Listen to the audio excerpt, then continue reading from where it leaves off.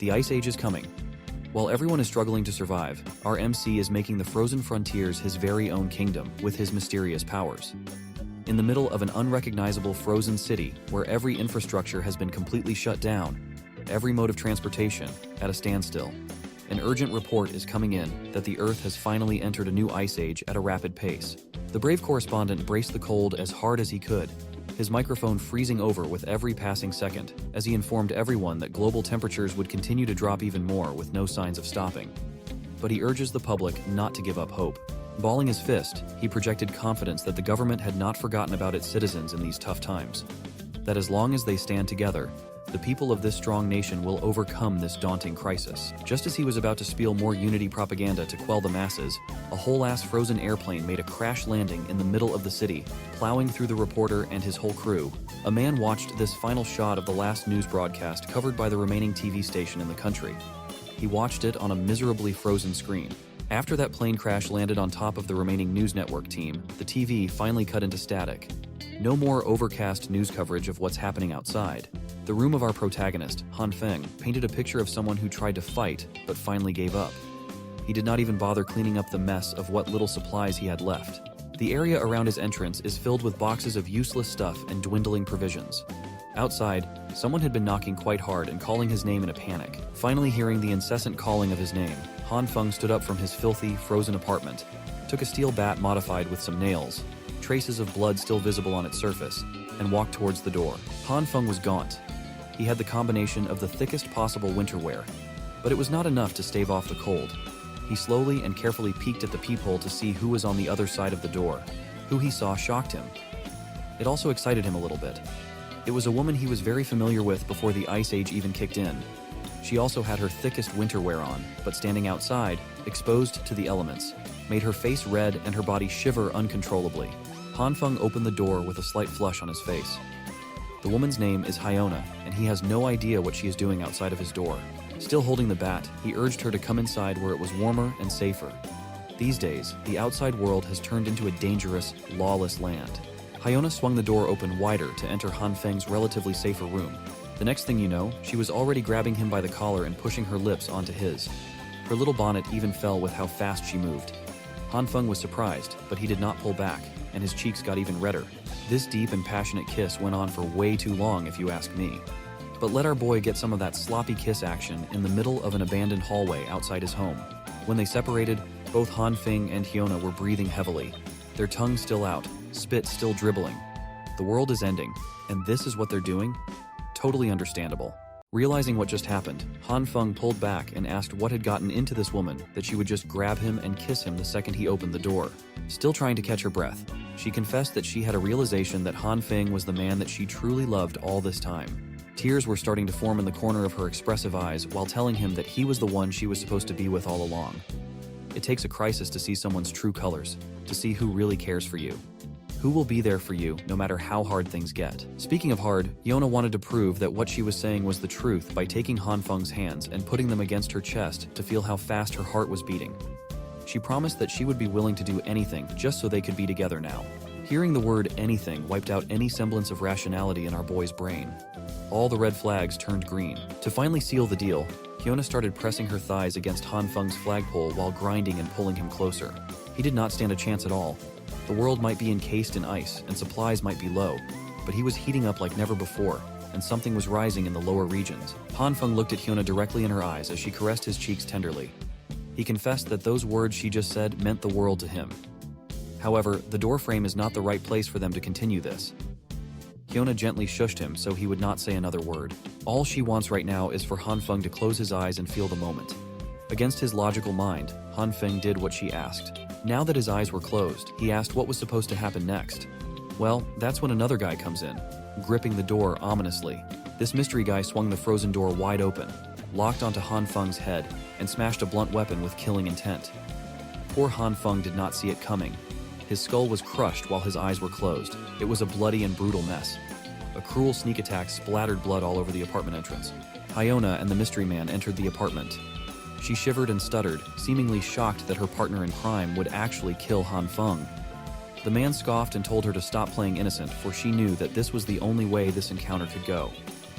The world went to hell, a long time ago. One less mouth to feed is not going to change anything. Enough about dwelling on the brutal attack. It's time to see what this Han Fung chump has been hoarding. If they play their cards right, they might even get enough supplies to survive until rescue comes. The messed up part was that Han Fung did not die immediately. He lay down on the freezing cold ground, trembling in agony while all the blood that spilled from his head wound froze as soon as it got out. He was not really clear as to what happened, but he could not move. Maybe it has come. Perhaps he was finally dying. He can finally know what it feels like to lose his life. The last thing he saw was the mystery man and that evil witch, Hyona, flirting a few meters away from his limp body. He's been touching her in places he could only dream of as he promises to reward her for her best actress performance that made the whole operation possible. As Han Fung's eyes closed for good, the hatred he felt for that cold-hearted felt unbearably heavy. He swore that if there was a next life, he would never let himself be a lovesick puppy again. In the empty darkness that he was plunged into, Han Fung started seeing little droplets of light. It started from a little speck that started growing into something bigger and more substantial. As it got even brighter, Han Fung started questioning what the hell was happening. He subconsciously extended his arm. His skin was translucent, like it was an entirely different entity. The warm light attracted him after suffering through the endless cold of the real world. May this be the path to heaven, but the golden light suddenly changed its color to red. Now, what kind of heaven has this crimson color? After being baited by the golden light and trying to reach out for it, Han Fung, or at least an abstract construct of his body, felt his limbs getting shredded like he was being put through a meat grinder. Nothing goes well for this man.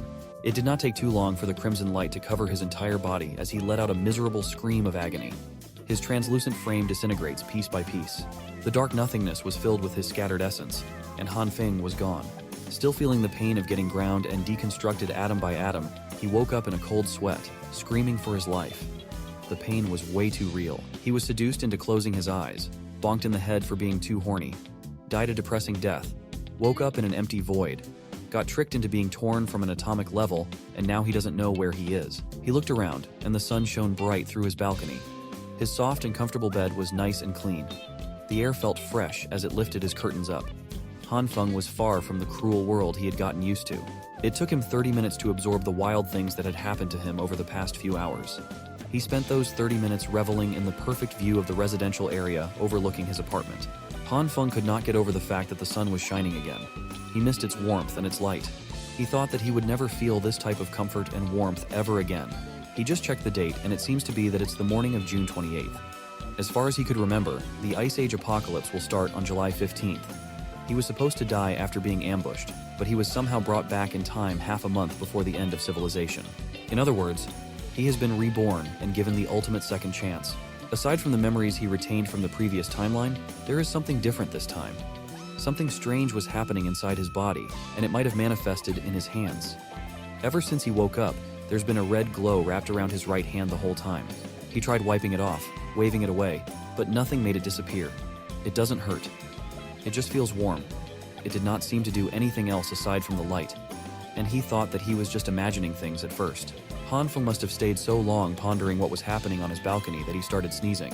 As he wiped his nose of the mess, he noticed that the red glow in his right hand had mysteriously turned to a green one. Then something happened that made him panic. The hand that was wrapped around by the green glow started getting bigger, growing in length as if his bones, flesh, and skin were stretching out. Anyone will freak out if they see their hands doing that. Afraid and confused, Han Fung stormed into his room and slammed the balcony door shut as fast as he could. He managed to make it inside before anything more drastic happened.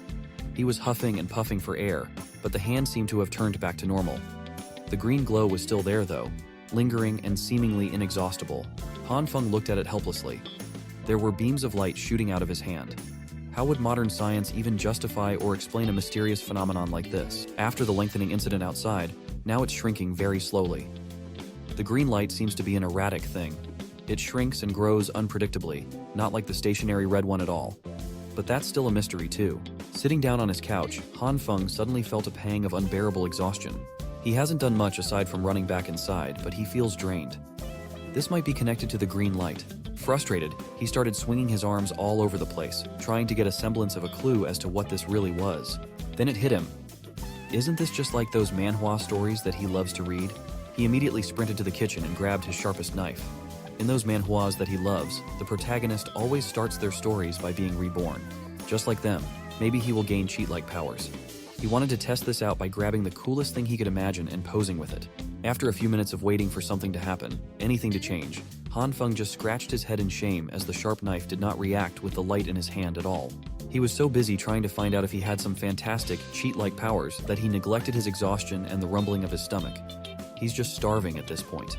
Unfortunately for him, the Han Fung of the past, who's clueless about the coming apocalypse, is a lazy bastard who does not even have a single piece of edible food in his fridge. This was getting bad. He had never felt so hungry before. If he does not eat something soon, he will most probably pass out at any second now. He turned his attention towards the living room, where a clear jar of soybean snacks was just sitting quietly. These roasted soybeans were just some leftover snacks he got before the apocalypse. It's not exactly a complete and filling meal, but it will have to do for now. It should tide the hunger before he hits up the supermarket later. He grabbed one of the roasted soybeans, unconsciously using his right hand, momentarily forgetting that it had the mysterious green light wrapped around it. Han Fung was too hungry to think of anything else. So, he tossed the soybean right into his mouth, hoping to get some type of food into his system. As soon as the bean hit his tongue, a smoky explosion occurred right in his face. The fog it created almost covered his entire upper body. Much to his surprise, he was now munching on a beanstalk. It looked as though the roasted soybean had sprouted inside his mouth. He could feel the roots on his tongue, and the stalk itself extended outward. He pulled it out, and the plant left an earthy taste in his mouth. Out of all the bizarre events he's been going through lately, this might be near the top. He was just about to snack on some roasted soybeans, and now this happens. Moreover, he does not feel tired anymore. It seems like that explosion on his face erased the hungry sensation he was feeling. Looking down at his right hand, the green light has vanished too. Maybe all of this has something to do with what happened to the soybean. He plucked one of the pods in the stalk and examined it carefully. Opening the luscious green pod, he confirmed that it was just an ordinary fresh bean sprout. Maybe this is the power that he was daydreaming about. No matter what, this is undoubtedly an incredible discovery that should be studied more. Still, he can't really research anything while worrying about dying of hunger at any moment. Right now, he has a bigger fish to fry in the form of stocking up on supplies before the end of the world, as everyone knows. For the first time in a long time, Han Fung could walk out of his apartment to feel the sun on his skin and hear the birds sing. He could walk amongst the bustling crowd of people in the commercial district, minding their own business instead of holing up in their homes, fearing the cold. Han Fung was in deep thought as he walked to his destination. Let's get this straight. First, the red glow around his hand has turned to green. The green light shrinks and grows his limbs, making his heart beat faster and super tired. When he touched the soybean snacks, it sprouted into a whole stalk. Looking at his right hand with more questions than answers, he wonders just what kind of power has been bestowed upon him by who knows who. He continued his contemplative walks casually until he heard a familiar, sweet voice calling his name that would have melted him before, but would make his blood boil now. Han Fung did not realize it right away, and turned around to see who was calling him by name. It was that evil witch that got him brutally killed, Lee Hyuna. She flashed her wide smile. Her makeup was on point, hiding her rotten personality. She asked if Han Fung was out shopping too.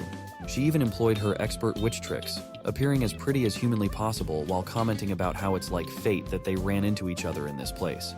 Han Fung hasn't really had the chance to digest everything that has happened yet, but seeing Lee Hyuna out in the wild is starting to bring back the bitterness he held onto until his final breath. Lee Hyuna used to be the goddess of his dreams for 3 long years. He was a simp that did everything in his power to make her happy. He did all that, knowing full well that he was nothing but just another fallback guy in the friend zone. No, he wasn't even in the friend zone. He was just a piggy bank for all those years of devoting himself and his wallet to the wrong girl. He never would have thought that she would be the one that would get him killed. Before he could go out of control, Han Fung pinched himself to stay grounded and calm. It took every bit of his willpower to do so. Thinking rationally now is not the time to take his revenge. Not yet, at least. First, he needs to take care of the supply problem unless he wants to be miserable and hungry in the Ice Age again. Lee Hyuna walked closer and waved her hand around his eyes while asking what he was spacing out for. This has never happened before. It used to be that just hearing her voice would make the poor sap swoon. Han Fung swallowed his hatred for the witch and faked a smile as he apologized for being speechless and for how especially beautiful she looked today. She was just so radiant that he got a bit lost in the moment. Now that's more like it. Lee Hyuna coyly laughed and asked when he got so smooth with his lines like that. Her lips lifted to a slight and confident smirk, thinking that he got this boy eating at the palm of her hands. So, she went for the heart kill shot with the most adorable pose in her arsenal. Lee Hyuna invited Han Fung to go shopping together, but they had run into each other anyway. Now, there is a limit to how much time Han Fung could face her without losing control of his rage. So, he just walked on and apologized that they wouldn't be doing any shopping together today. Lee Hyuna was stunned. This was not how it was supposed to go down. She was supposed to get some free stuff from a pathetic simp. While walking in the other direction, Han Fung couldn't help but praise the girl's technique. But he won't fall for it. He won't be used as a personal ATM again. He's not that foolish anymore. So, he went straight to the spot where he could get everything he needed. Waldemar Shopping Plaza. This Waldemar in A City is the most extensive and most well-stocked supermarket in the eastern region. It's like Walmart, but that brand's copyrighted. Of course, when the Ice Age hits, this place will be cleaned out overnight.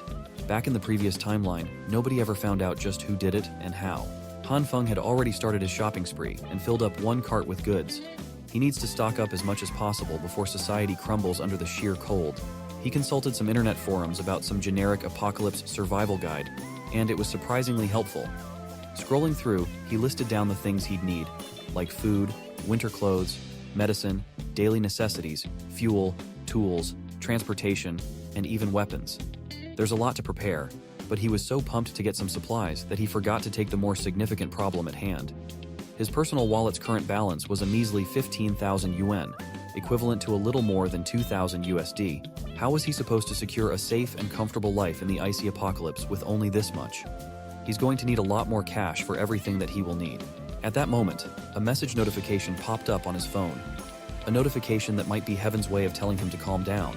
The message came from an organization called Money Jar Loans, congratulating him on his approved eligibility to take out a loan up to 168,000 yuan, or a little more than 23,000 USD. A light bulb dinged inside his mind. There was no need to panic when it came to funds. How could he forget that the convenience of technology had brought him an infinite money glitch? There are dozens of money lending apps that require minimal requirements to get a loan approved for those who are desperate for cash.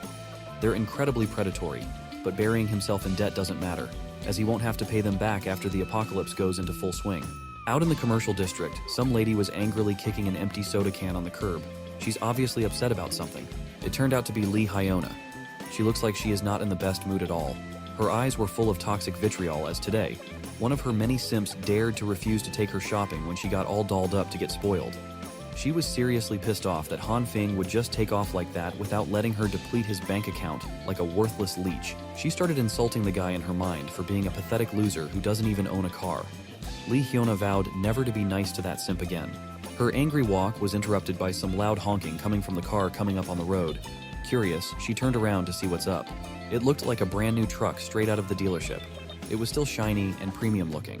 Han Fung was lowering the windows in the driver's seat. He just pulled up to greet Hyuna as he just happened to pass her by while she was doing a walk of shame along the commercial district. Seeing the new wheels, Hyona's vow to never be nice to Han Fung again has seemingly melted out of her mind. All she saw were brand new leather seats and the smell of cash. Han Fung hopped off. When asked if the car was his, he answered affirmatively, adding that he just got it earlier. She came up to the witch and made up some story about how his dad has been killing it in the United States, business-wise, so he got some cash to blow. He even added that he just got out of the airport after dropping off his old man. Lee Hyona's face lit up. The only thing that could make that happen would be the possibility of striking it rich. So, she took a deep breath and put her game face on for Han Fung. This is the second time that she's doing this today. She looked to the ground and started trembling lightly. Knowing that Han Fung took his wealthy father to the airport today, she began apologizing for asking him to go shopping without knowing that he'd have a busy schedule. Then the waterworks came down. She started summoning those tears at the perfect time while meekly telling Han Fung that he was so cold to her earlier. She thought he was ditching a good friend. Han Fung smiled with satisfaction. This Academy-worthy acting would have worked wonders with the previous him, but things are different now. He could see through it all. This silly girl was a pro. He did not hesitate to hold her by the waist, pulling her closer.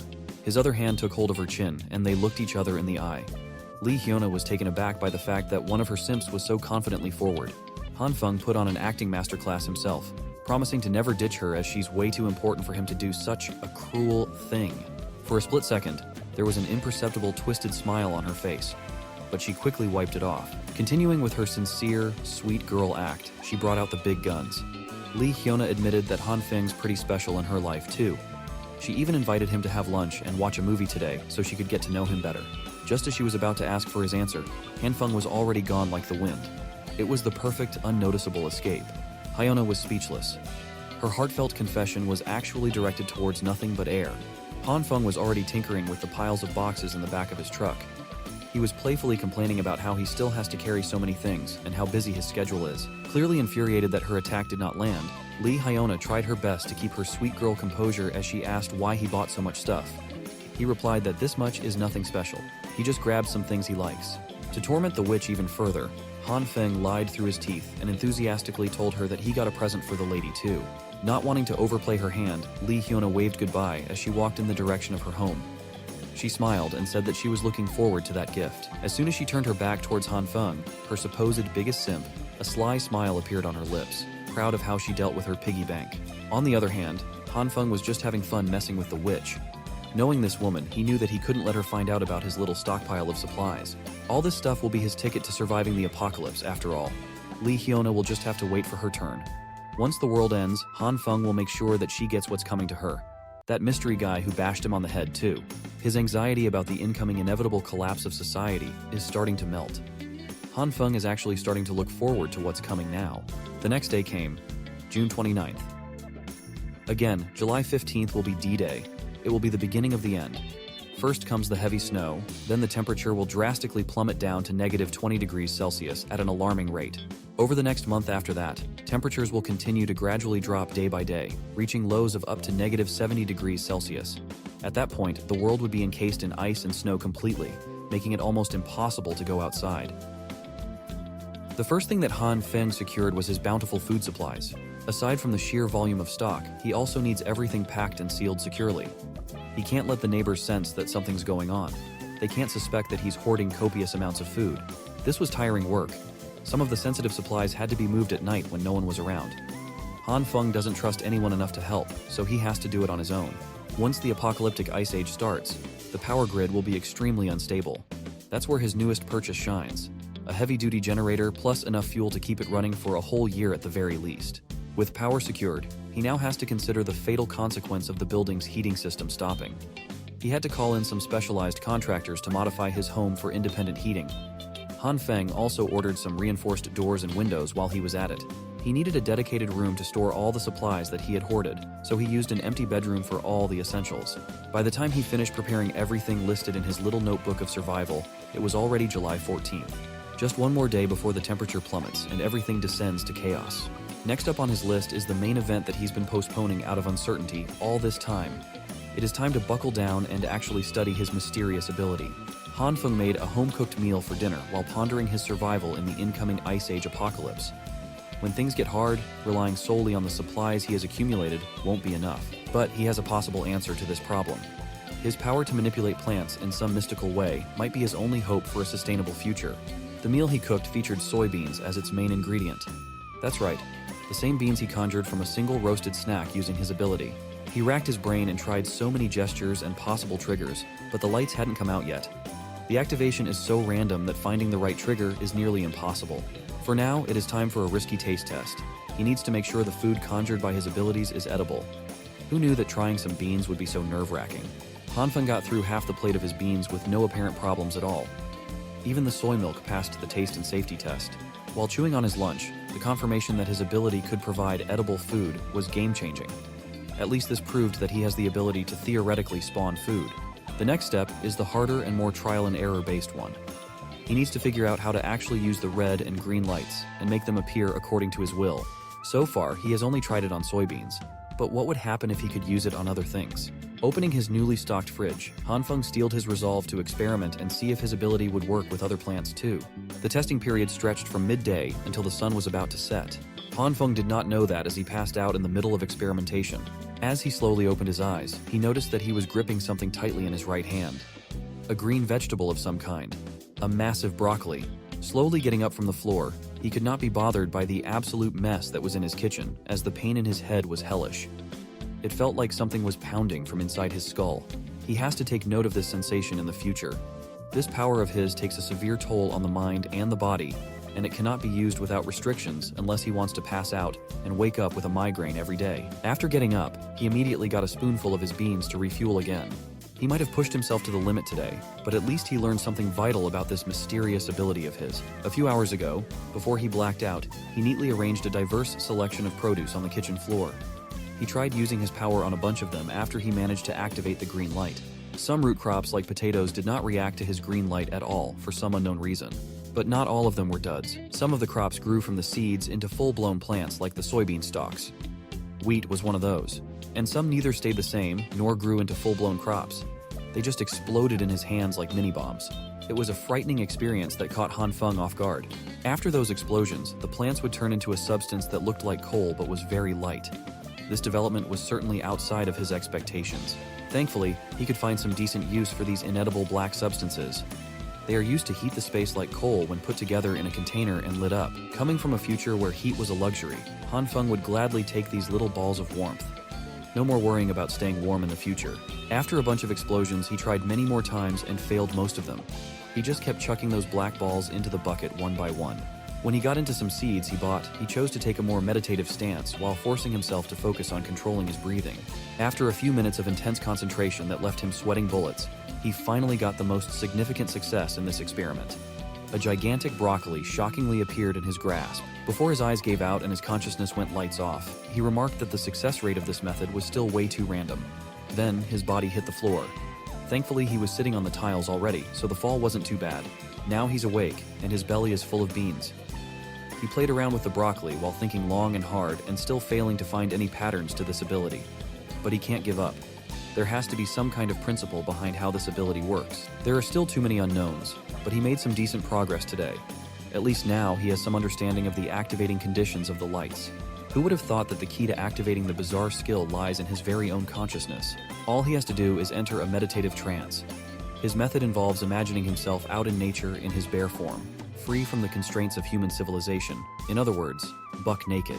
In his mind palace, he walks on the ground with bare feet, his soles making direct contact with the soil where life grows. Sunlight kisses his skin as all life around him harmonizes. Just like Adam in the Garden of Eden, his body and mind are both part of the natural world, a peaceful resonance of all that has life. Once he enters that state of mind, he slowly opens his eyes and a familiar green glow appears once again. This ability of his is directly connected to his consciousness. Working from that concept, he could freely call on the green light. Now that he's done with all the plant samples with a low success rate, it's time to move on to a different type of specimen. The target of the second experiment would be all kinds of meats this time around. So he slowly brought his right hand wrapped with the green light towards a juicy slab of meat. He already half expected it, but it's still disappointing that there were no reactions at all. Maybe the green light only works on plants. Thinking that the gentle approach might not be effective, Han Fung grabbed his meat and squeezed hard while praying that his right hand would work its magic. After a few minutes, he had to accept that nothing would happen. You could see the defeat and dejection in his tired eyes. That was when he thought of the sensation he felt while meditating. In a trance, he could sense two distinct colors, the red and green lights. Throughout the experiments, he hasn't tried using the red one yet. Grasping the primary trigger function of his ability, he only has to concentrate on bringing that red light out of his consciousness. While still holding the meat, he closed his eyes and tried to reach for the other ability lying dormant inside his system. After a little while, a spark of red light finally made an appearance on his right hand. With that initial spark, the glow swiftly wrapped around his hand. Surprisingly, it also wrapped around the piece of meat. It looked like it was creating some sort of bubbling reaction at the meat's surface. A few seconds of intense concentration later, Han Fung opened his eyes to a putrid pile of hardened dark red sludge that looked like it came right out of hell as the red light subsided. He immediately threw that vile thing on the ground out of sheer disgust. You would undoubtedly do that too, in his position. Realizing that this disfigured sludge might provide some valuable insights, Han Fung crouched on the ground to observe it. He poked the thing, and it was a little squishy. So this is how meats would react to the red light. It might look revolting, but the texture and overall feel point towards the possibility that the meat got cooked or something. Was this really all the red light can do? Heat things up? Stoves and pans could do the same thing, and they could produce more appetizing meals than whatever the hell this is. Han Fung refuses to believe that's all there is to it. Upon using his consciousness to trigger his abilities a fair bit amount, he could understand his capabilities on a deeper level. If he were to describe the red light sensation, it would be like a disintegration process. His next meat experiment looked a lot better than the first one. But if that's the case, understanding the underlying concepts of these two lights might be easier than he initially thought. He grabbed a bunch of soybeans from his bean pile and gripped them hard in his right hand. In his left hand was the red light and the cooked up meat. If the green light represents the evolution of matter, then the red light is the opposite, which would be disintegration. Since he's already testing out some confusing concepts, what would happen if he combined the green light grasping beans and the red light grasping meat?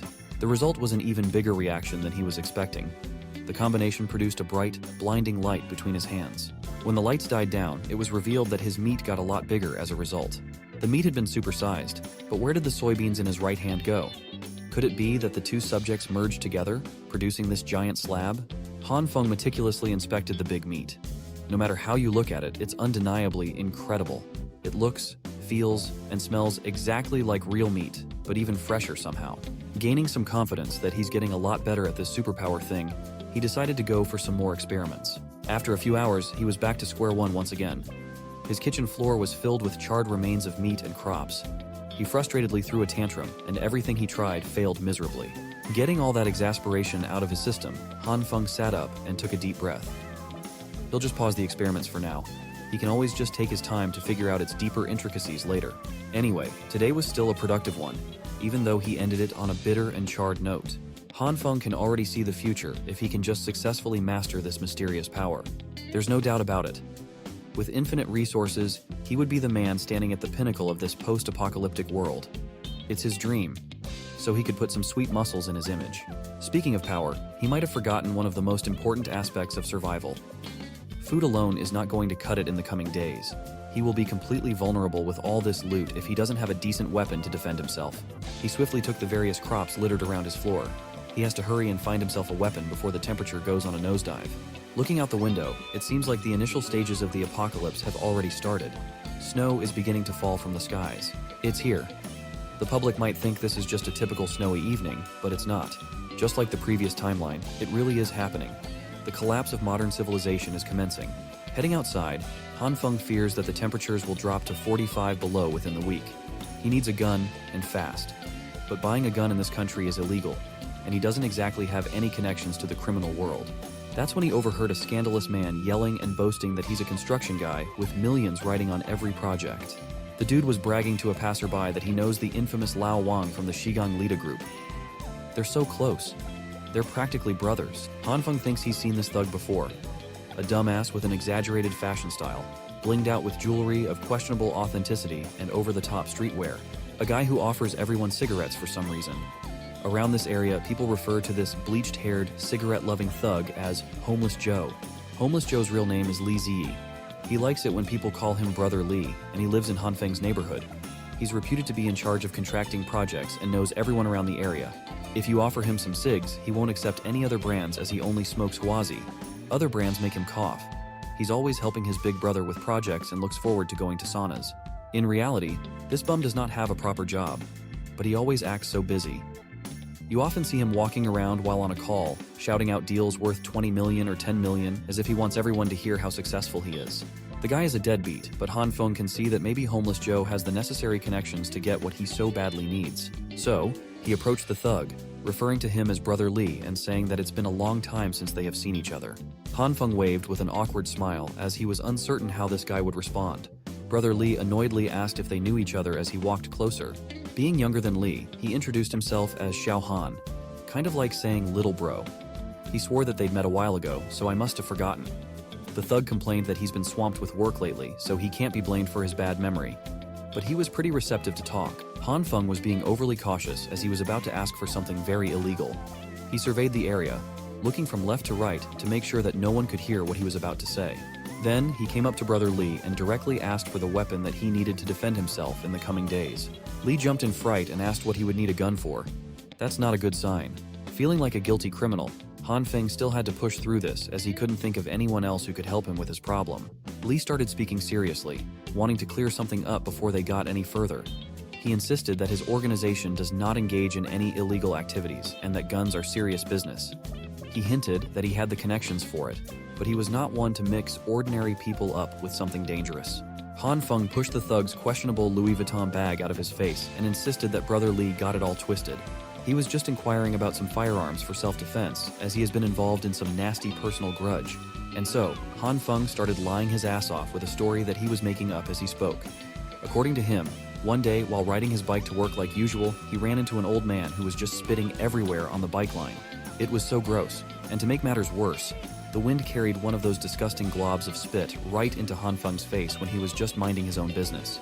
Angered by the revolting old man, Han Feng threw his bike to the side and confronted the old man. What did the bastard do, you ask? The asshole decided to spit on him again while he was airing out his grievance.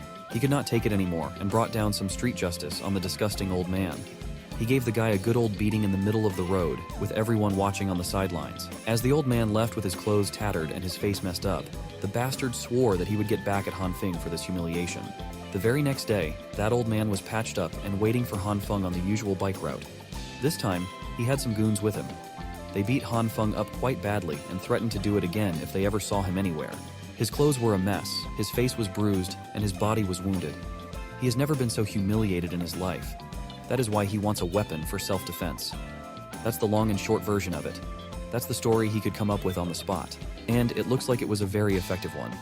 Brother Lee was fuming in anger as he imagined the nasty old jerk spitting on the road and hitting Han Fung. Such uncivilized behavior should not be tolerated.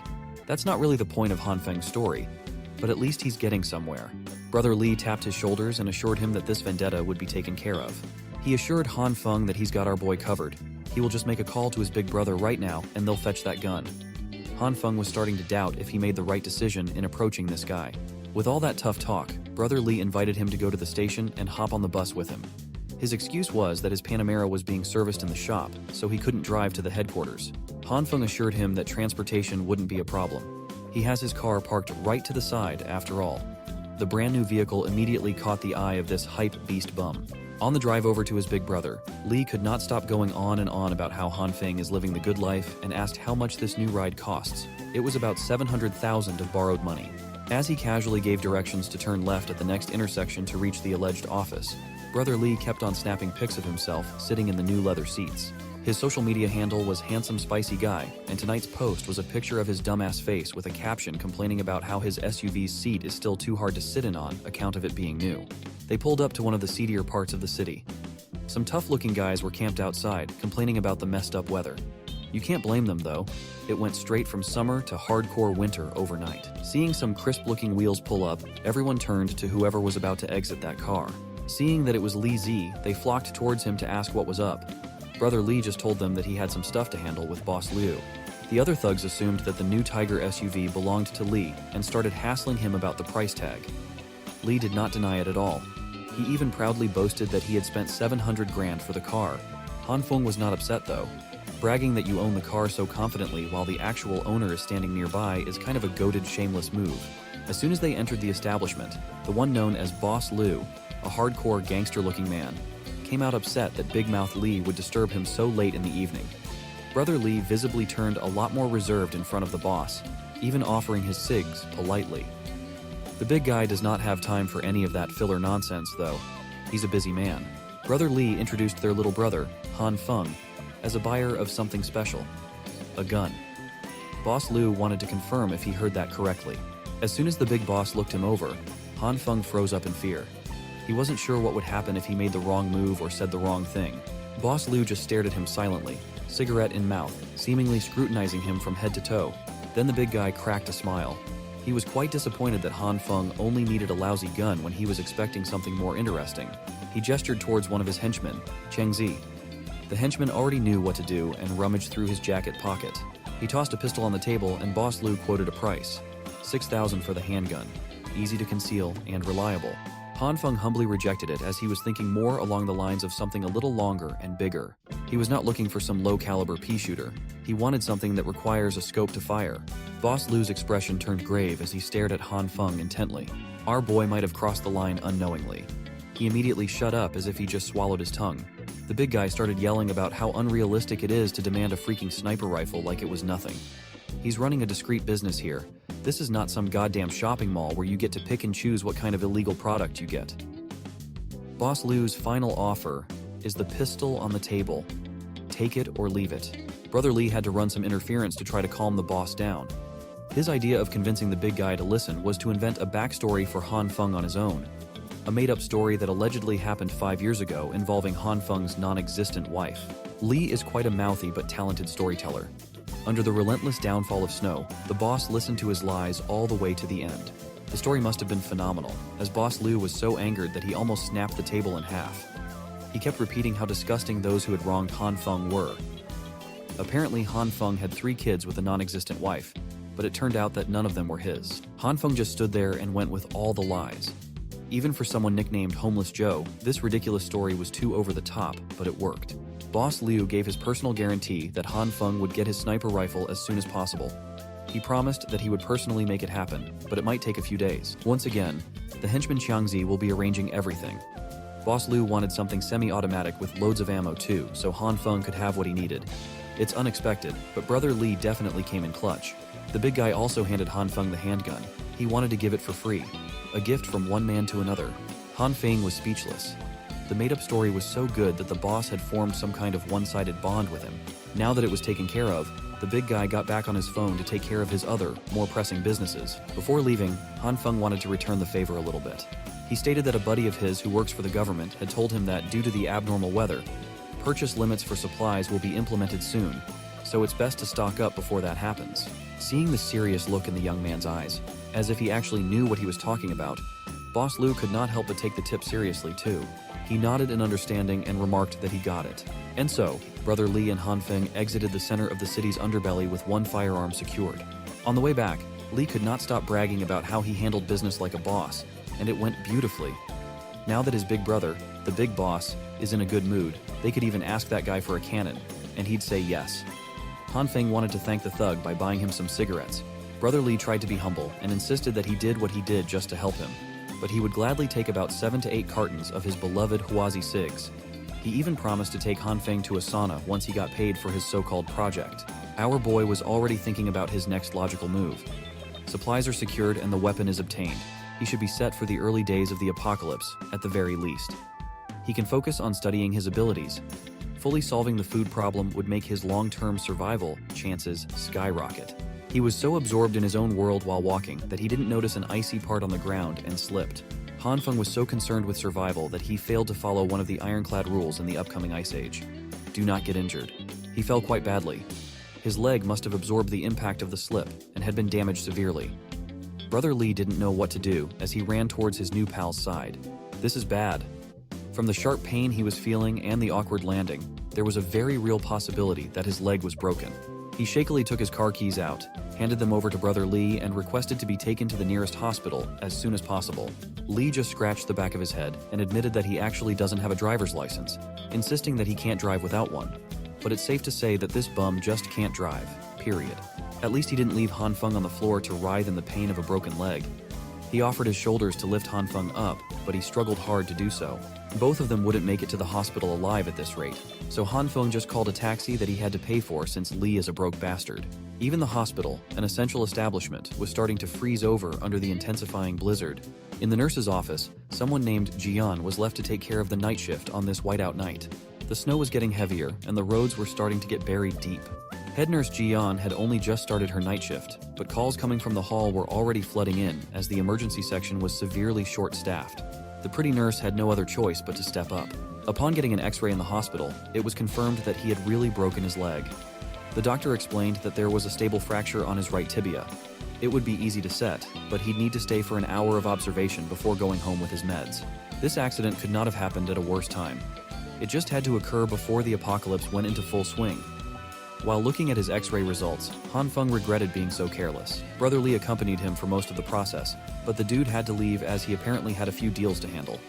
He's a real one though, and he even left his number in case Han Fung needed anything else. Now that he was alone in the hospital lobby, Han Fung sighed heavily. He wondered how he could make such a stupid mistake at such a crucial time. Looking at the chaos around him was stressful. The hospital quickly overflowed with patients, victims of accidents caused by the sudden blizzard and quickly plummeting temperatures. Emergency beds lined the hallways as a grim testament to the worsening conditions outside. As for him personally, he just wanted to get his meds and leave this place as fast as possible before the roads closed for good. Thankfully, his idle time would not be boring as a goddess had just walked right in front of him. Head nurse Jian had come to bolster the understaffed emergency room. The first bed she checked had a patient with heavy wounds. Next on her rotation was bed 5, where a patient's wounds had just been cleaned. Thankfully, the vitals were stable. Bed 5 just needed another dose of glucose in 10 minutes. She advised the attending nurse that if the patient's heart rate dropped below 80, epinephrine must be administered immediately. Throughout the rounds of the head nurse, Han Fung could not take his eyes off her. She was just amazing. Being a head nurse at such a young age, she must be a generational talent. On top of that, he saw how she dealt with all kinds of patients. She was kind and incredibly skilled. She looked like a radiant being in the middle of a hopeless place. Moreover, she was incredibly beautiful. She was working the hectic night shift, but her smile never faltered. She was basically an angel. He was so enamored that his eyes accidentally traveled to some ungentlemanly areas. Han Fung immediately averted his gaze out of respect. But head nurse Jian was just way too unaware of her surroundings.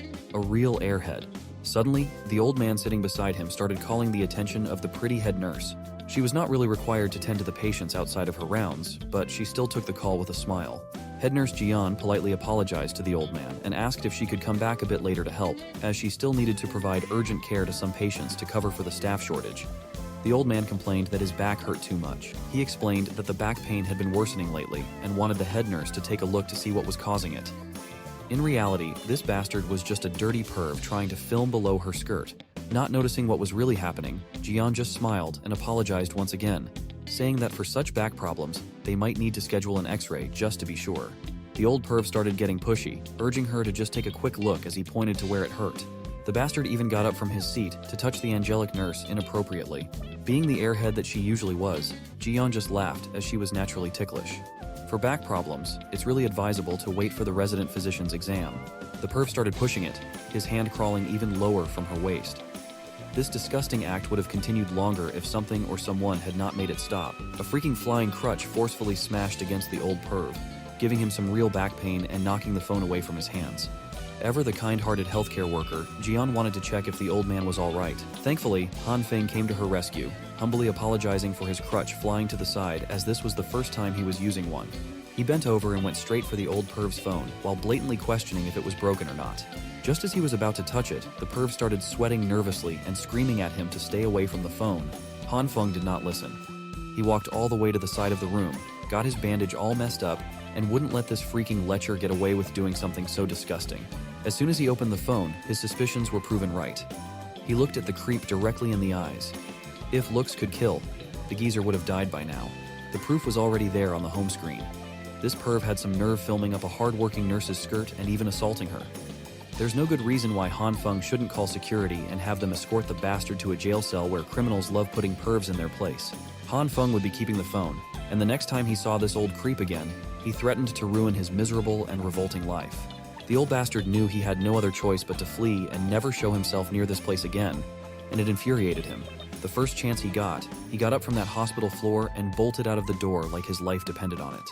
Meanwhile, head nurse Jian was just confused as to how someone complaining about severe back pain could run so fast. Han Fung was shocked to see a first-hand display of the most comically naive person he had ever met. He decided to show her what the old fart was doing with the phone, filming up her skirt. Based on her reaction, she really did not notice anything wrong going on. Han Fung handed her the phone with the video footage so she could decide whether to wipe it or call the cops on the owner.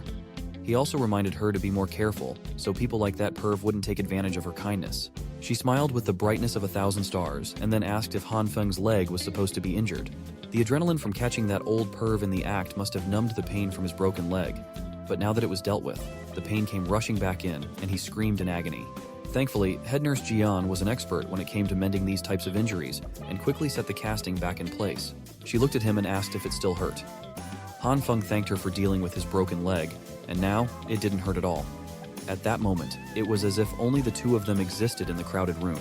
Jian returned the gratitude as she promised to never let such bad guys get away with messing with her anymore. She would punch them really well from now on. Han Fung just wanted her to be more aware of her surroundings. Seeing as she was letting his broken leg and feet touch her front pillows, it seemed like she had not learned anything at all. She was still as clueless and unaware as ever.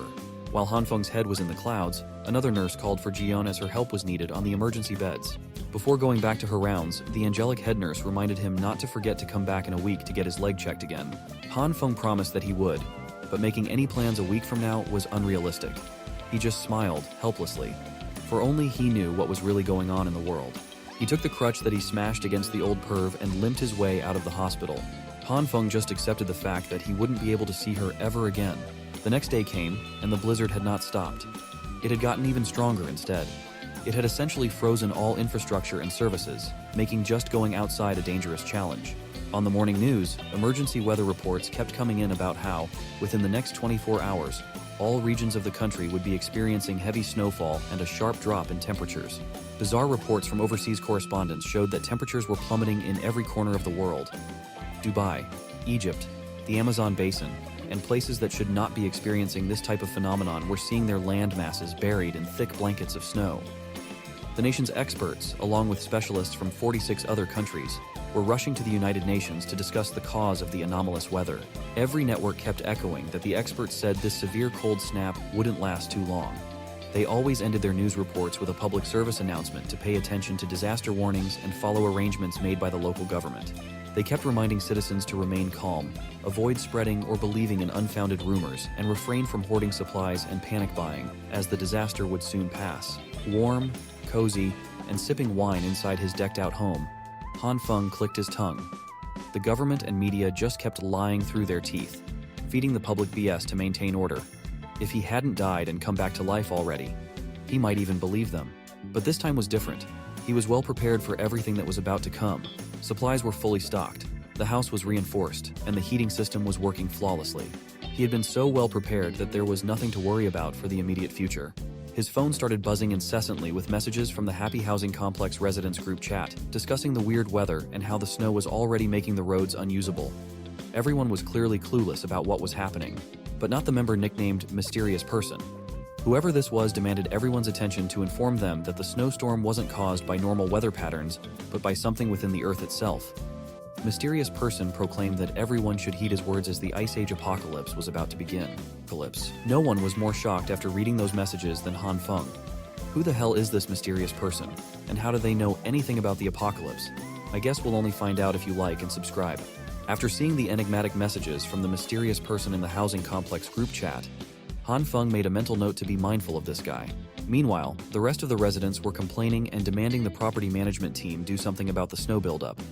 Most of them were starting to run out of supplies and were worried that the supermarkets would be emptied out. At this point in time, the Happy Housing Complex residents group chat was like an amusement park hinging on a very delicate balance. Most tenants were putting pressure on the property agents to get out and give them an explanation for why they couldn't restock essentials due to the inaccessibility of roads. The property management team was not even at fault here, but they still apologized for not being able to take any steps on account of the raging disaster. An admission of incapability made the tenants even more aggressive. Thinking that the management was useless, they demanded that the team refund their fees. Han Feng was in the middle of this heated discussion. He knew that this was a completely meaningless fight, as the snowstorm wasn't something humans could deal with. Thankfully, another person stood out from the crowd. His voice to stop the fighting pierced through the loud chaos. It was the glasses-wearing owner of Unit 61-11204. He explained that with the snowstorm being so heavy, clearing it out would be useless as it would build up again after a few hours. So, instead of fighting, maybe everyone could help clear it out. If they had done that, instead of bickering, they would have been able to go out long ago. He added that the property management team was just humans. They were also helpless in front of an abnormal natural disaster. He asked the tenants if they were just looking for someone to take their frustrations out on. The angry mob immediately turned on him for lecturing them about decency. They even accused the Glasses guy of being one of the useless members of the property management team. Glasses cleared up that he was not speaking on behalf of the property management team. He was just speaking objectively and realistically. Pushing management into a corner would be meaningless and would only prolong the problem. It wouldn't get them the result everyone desired. Now that he put it like that, the people turned to Glasses for the next move. He asserted that with the current conditions, driving a car to the supermarket would be impossible. Even if they cleared the neighborhood snow, the main roads outside might be unusable. He suggested clearing footpaths and walking over for supply runs. Han Fung couldn't quite put a finger on it, but he seemed to have some recollection of this Glasses guy, owner Zhang. In the previous life, he was a very lively person. You could see his charisma working on the group chat. Some of the tenants agreed with Zhang's suggestions, thinking that they shouldn't complicate the matter. Those who wanted to go out should clear the roads. Those who didn't should just shut up. Fighting and acting immaturely in the chat for half a day just to clear some snow was very annoying. Once everyone realized that what they were doing was cringe, the GC finally quieted down. Another person stepped up to volunteer in the clearing operation. He said he needed to hit the roads to go to his brother to discuss business worth a few million. Han Fung might not have seen a profile picture or a voice message, but that guy's manner of speaking seemed very similar to that of some gangster he knew. As soon as the first volunteer stepped up, more and more people raised their hands to join the operation, as most of them were running out of food. There was even a dazzling young lady who would brave the snowstorm, even though she was a little weaker than an average person. As for that witch, Lee Hyona claimed that she had the flu over the past 2 days, but she would still love to go down and help with the neighborhood. Han Fung was unimpressed, to say the least. He might be the only one who could see through the good girl act. Most of the men in this neighborhood knew her and would fawn over her. Some white knight immediately butted in and insisted on volunteering for her sake. When a decent amount of her fans stepped up to the plate, she thanked them for going through the trouble of cleaning up a footpath. Tired of this BS, Han Fung got out of that group chat with annoyance. But he had to admit that when it came to putting on an act, Hyun was really an expert. With just a few taps of a button, she could manipulate multiple men to do her bidding. As for Han Fung, Lee Hyuna was using a little more personal touch. She had been bugging him to chat. Ultimately, she just wanted him to get her some food from the supermarket if he was going. She really was a master of her craft. Her innocent request was accompanied by a cute photo in her bed. She even had her feet in the frame for all the freaks out there. Han Fung was actually very impressed with the commitment. In these catastrophic weather conditions, the witch was still wearing so little to try and seduce him. She could really turn a lot of men into errand boys with that. Now was the fun part. Han Fung could reply to her advances however he wanted. Well, whatever he sent back must have been some awful crap, as Lee Hyuna tossed her phone and stepped on it hard in anger and annoyance as soon as she saw it. Today would make it the third official day since the snowfall started. The temperature had reached -20. This could be regarded as the early stage of the apocalypse, a time when most buildings of decent quality still had central heating systems running. They still had the internet, and everyone was still going on with their daily lives as usual. They just needed to stay inside, just like COVID times. Han Fung had been scrolling through videos and TikToks to pass his time as well. Based on his page, it looked like we had a certified man of culture. It had only been a few days, and he was already getting bored with the mindless indoor activities. It looked like his most significant problem in this apocalypse would be learning how to endure loneliness. It also didn't help that his leg was a broken mess. A broken bone would need at least a few months to completely recover. Just like us, Han Fung's boredom always led back to watching videos on the internet. He came across a gruesome broadcast in the scientific column about a man who got into a brutal accident. After doctors sewed up the man who jumped from the 15th floor, they discovered that his damaged internal organs and bones started regenerating. This clickbait news story gave Han Fung an idea. It's one that he really should have come up with a lot earlier. Why had he not thought of using his newfound powers on himself? He activated the green light in his right hand and carefully touched his broken leg with it. After a few seconds of nothing happening, the green light started dissipating. Han Fung refused to believe that it was a bust. So, he tried again. He activated the green light harder than he did before. But just like earlier, the light eventually died down with no change in his leg. It looked like he was just overthinking things. He really thought that the green light would be able to help his injury recover faster. But it seemed like the only thing it brought was irresistible sleepiness. Han Fung eventually succumbed to the heaviness of his eyes and took a nap on the couch. He woke up to some freaky-ass ceremony that involved goats and Native American headdresses. Under the transcendent light of the night skies, Han Fung rode on the back of giant goats with a bloody whip in his hands. Goat heads flew alongside him. In this freaky ceremony, Han Fung is riding at the forefront of a goat herd on top of a bloody red grassland. There are totem poles scattered along the land, and he is having fun whipping his whip all around the place. Well, that fun only lasts for a minute before he is tossed off the goat's back and into the herd. He eventually lands on the blood-red grassland, and he lands badly. His foot is at an awkward angle and a crack can be heard. It makes him shiver in pain. To come from the absolute freedom of riding goats in the grassland to being immobile on the ground is quite jarring. To make matters worse, one of the goats starts licking his broken leg. Disgusted, Han Fung tries his hardest to shoo the goat away from him and his unfortunate injury. He pushes the goat over and over again until the animal finally snaps. It extends its tongue like a frog, wrapping that slimy piece around his affected leg. Then the goat raises its head, and Han Fung's whole body comes along helplessly. While feeling the slimy saliva running down his leg, he also starts feeling the warmth of the green light wrapping around his injury. Han Fung eventually wakes up from that bizarre nightmare that involves a lot of goats. He is sweating and screaming. The dream is just too immersive. While he labors to catch his breath, he wonders just what caused that hideously messy dream. Well, the answer presents itself quite loudly. His broken right leg still has some leftover green light aura surrounding it. Furthermore, Han Fung senses a certain lightness in his limbs. He promptly takes off the bandage wrapping around his injury and tosses it to the side.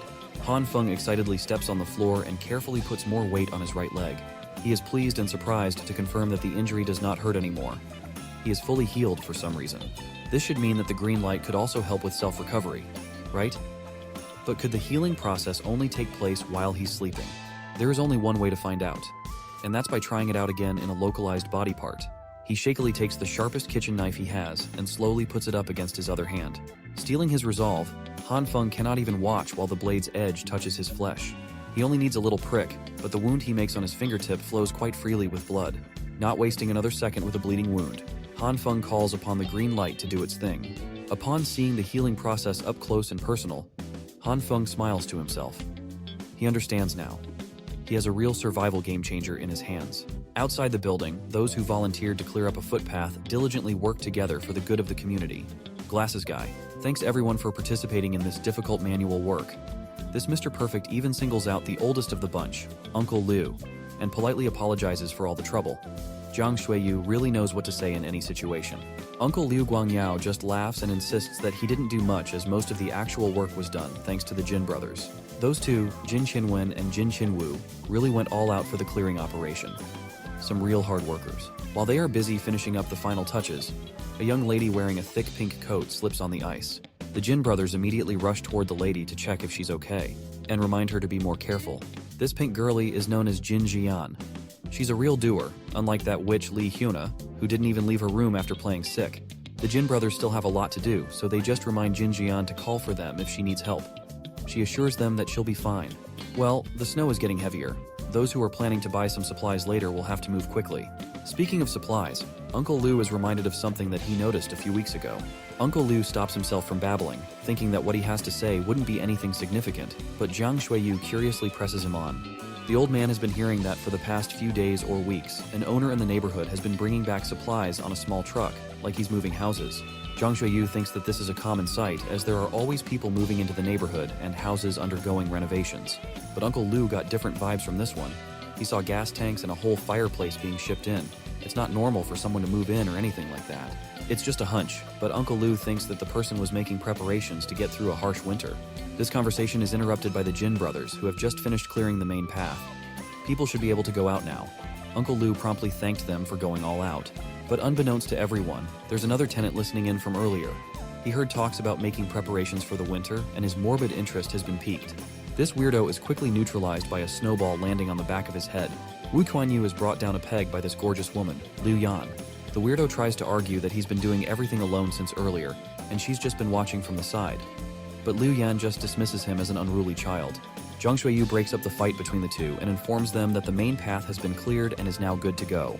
This means that the volunteers can stop shoveling and get ready to head out to the supermarket for supplies instead. Looking at their shopping list, it seems like the Jin brothers have a lot to buy. They even want to buy some for their mom, thinking that she's going to need it. These two are good sons. For someone who didn't want to share the story earlier, Uncle Liu seems way too curious about Jiang Shuiyu's thoughts on the matter of that tenant who brought in a ton of supplies. Truthfully speaking, Jiang Shuiyu doesn't feel too concerned about hearsay. He still believes what the government and the authorities say, that this is just a brief snowstorm that will stop very soon. They only need to endure for a bit, then they can return to normal.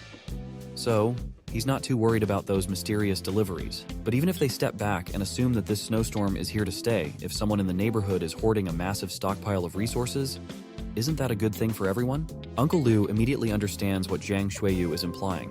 He praises the young one for being brainy. Under the ruthless snowfall with no signs of stopping, Jiang Shuiyu leads some of the tenants to the supermarket. He makes sure that everyone queues up properly. With the snow getting heavier, they need to try and get back within 3 hours. If they get past the 3-hour mark, who knows if they'll even have a road to walk back on. While those brave souls enter the unknown and endure the harsh environment, Han Fung is passed out in his warm and cozy living room, drooling on himself. He would have stayed holed up on this couch forever with all the soda and junk food to tide him over the dull day, if not for the annoying voice calling him to the door. Han Fung lazily opens his door. He wipes the sleep from his eyes and sees homeless Joe. I mean Brother Lee. Well, the smooth-talking gangster has come in clutch once again. Hidden inside a big bag is a semi-automatic rifle complete with a proper crosshair. It's precisely what Han Fung wanted. This was the promised gift from Boss Liu. Brother Lee had agreed to bring it because he had stocked up on supplies beforehand and could now afford not to run around the city like crazy looking for supplies like most of the other citizens. But even so, Han Fung was grateful to him for coming in this weather. Brother Lee also had some very interesting information that various rumors had already started to spread about.